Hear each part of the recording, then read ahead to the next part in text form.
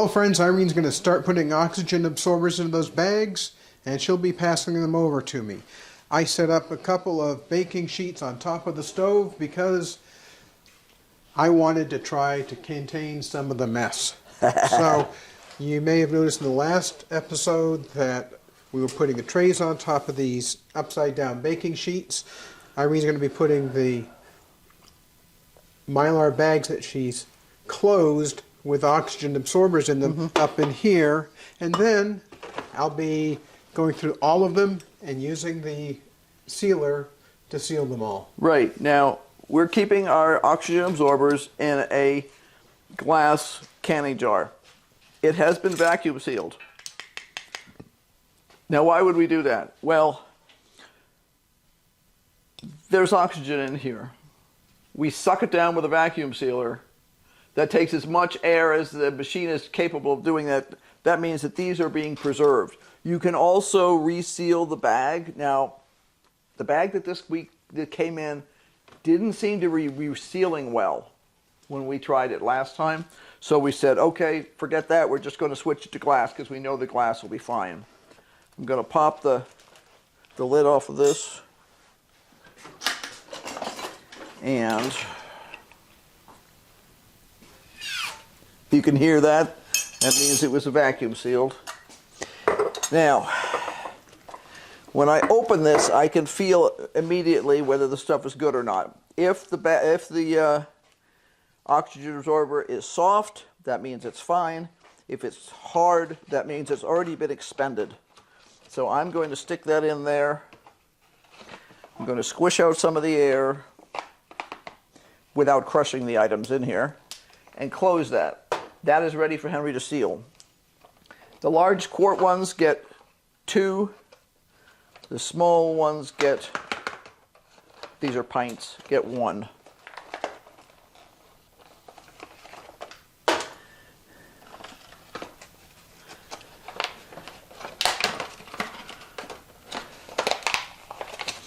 And that has to do with the capacity of the actual oxygen absorbers. I do check each one as I pick it up to make sure that it's still flexible. If it isn't, I would throw it away.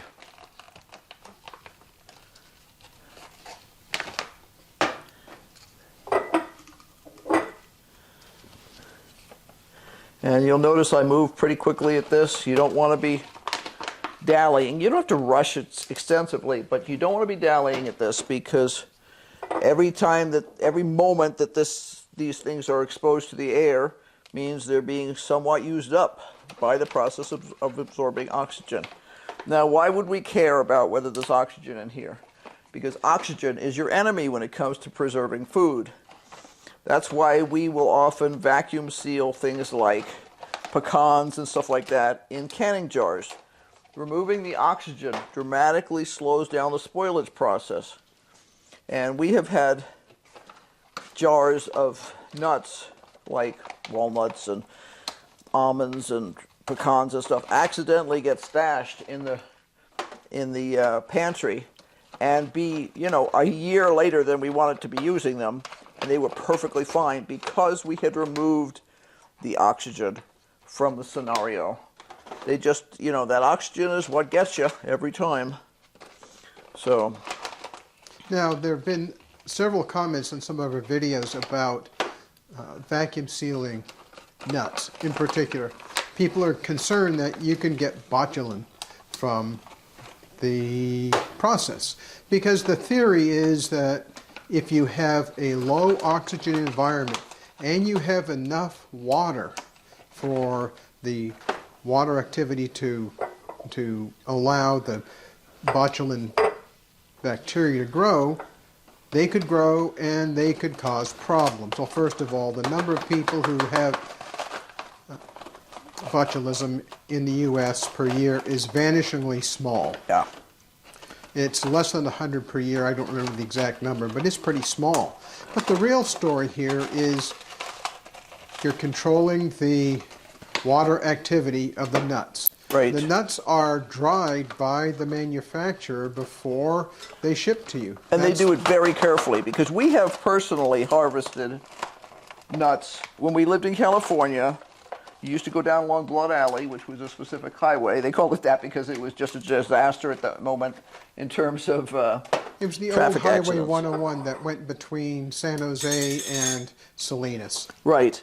And you'll notice as soon as I'm done with this, I'm going to re-vacuum seal this.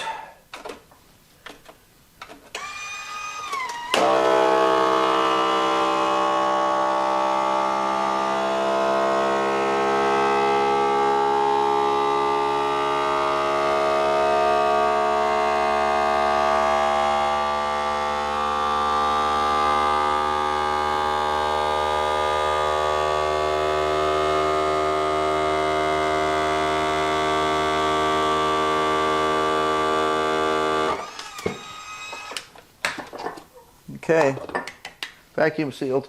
I'm going to put a ring on it just because I want to make sure that if it gets bonked, it won't be likely to be knocked off.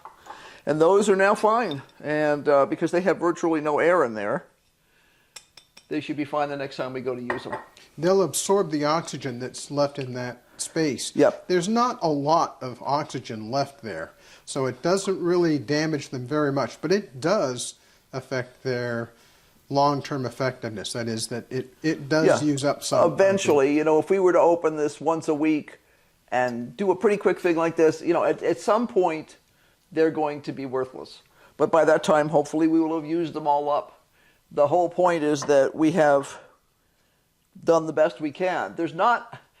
Air does not contain that much oxygen. It's 21% oxygen, so right. About 1/5 of that jar started out as oxygen, and we've taken it down to a pretty decent vacuum. It's not a perfect vacuum like you get in a science building, but it's a pretty decent vacuum. So that means it's not a heck of a lot of oxygen in there to start with. And well, that's shall the we whole start point. sealing? We should. Okay. Now this is a special sealer. This is a lot stronger than the sealer that's built into something like a Seal-A-Meal or Food Saver, that kind of product. There's a dial that you can choose the amount of energy that's going to go into the bag. And for these Mylar bags, these are 7 mil aluminized Mylar bags. I need to set this up for 7, which is what I've done. I press until the light comes on, and then release. Plug it in, we'll get started. Now I need to make sure as much as possible that this part of the bag is smooth. It's never going to be perfectly smooth because there's a little bit of a pucker from this reseal mechanism.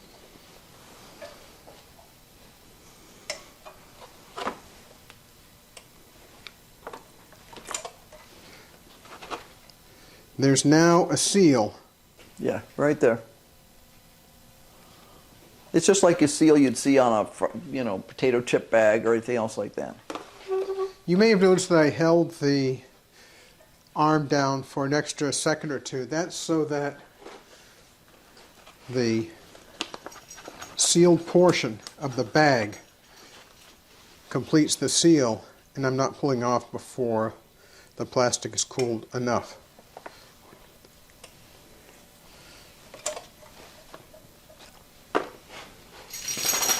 And usually what we do is one of us will get in here and pull on it just to make sure. One of the things we have seen is that you need to be careful when you're moving that sealer around. There's a tendency for the knob to get jostled. So we've learned that we need to always double check it before we start. And if we were to move it for any reason because we decided to reorganize something in our process, we would make sure that we recheck the position of the knob. because it's very easy to knock it. Now you can use these sealers on regular vacuum bags.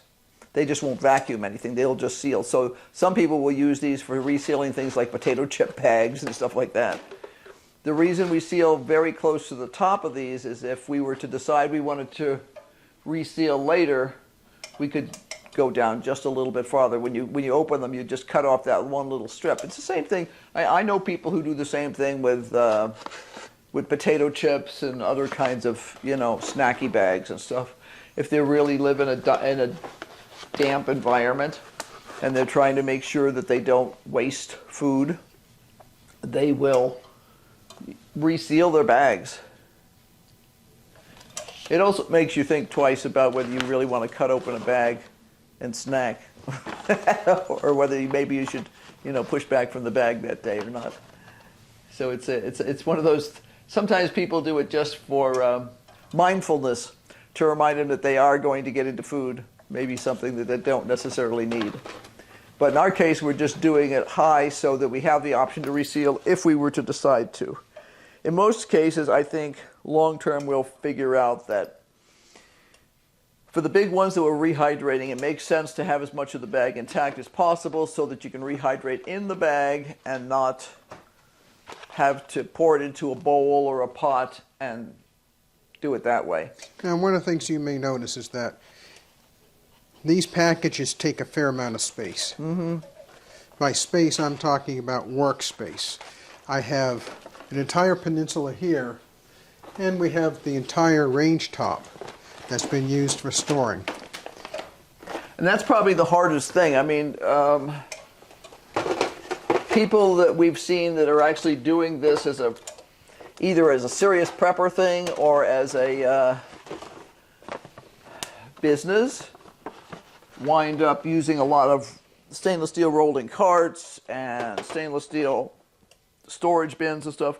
And this one guy, and you'll remember his name, I don't, who does a really good storage system where he's used stainless steel shelving like you can buy for, well, you can get it at Sam's and Costco and places like that, or you can go get it from restaurant supplies. We have a set that we have in our walk-in closet, but he uses those, and he uses the yellow and black storage containers that are so ubiquitous at Home Depot and Lowe's and all the other places. And he marks the boxes with a number, and then he has an inventory that he keeps. And he's probably got the best system ever. And what I like best about his system is I see people stacking these things on shelves. And they would fall off the shelves. I'm sorry, I happen to know how these sort of, you can see just where Henry's been working here. These things tip over and flop over. They're not, I mean, you know, they have a wider base to them, but they're not stable. So keeping them in a box, right now we have 2 boxes that contain our freeze-dried bits and pieces.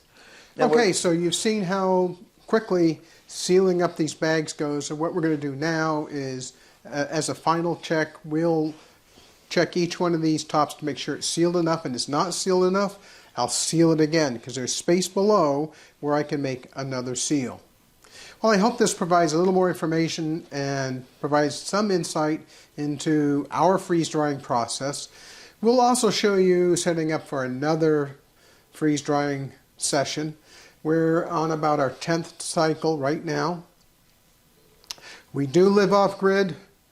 Our friends at lavender Acres, Al and Gina, have just published a show that they have just gotten a medium freeze dryer from Harvest Right, the same exact model that we're using, and they're using it in their workshop in the cold room. And we'll talk about where you can put these things later on.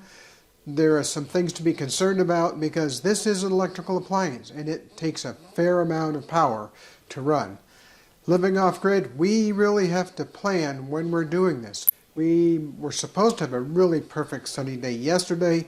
We had overcast come in 2 hours after I started the session, and once we started, there's no going back.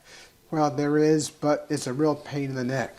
So we continued on. and we'll tell you how we did that. Well, thanks for watching. Don't forget to hit like, subscribe, and ring the bell for notifications, because we're doing a lot more freeze drying and we're doing a lot more gardening. You've watched us getting garden beds ready to have irrigation running, which is all now running, which is awesome. And I have more to say on that topic too. So, that's Irene. We'll see you on the next one. Bye. Bye. Hey, don't forget to brainstorm. Obviously we are. And she's behind the camera today.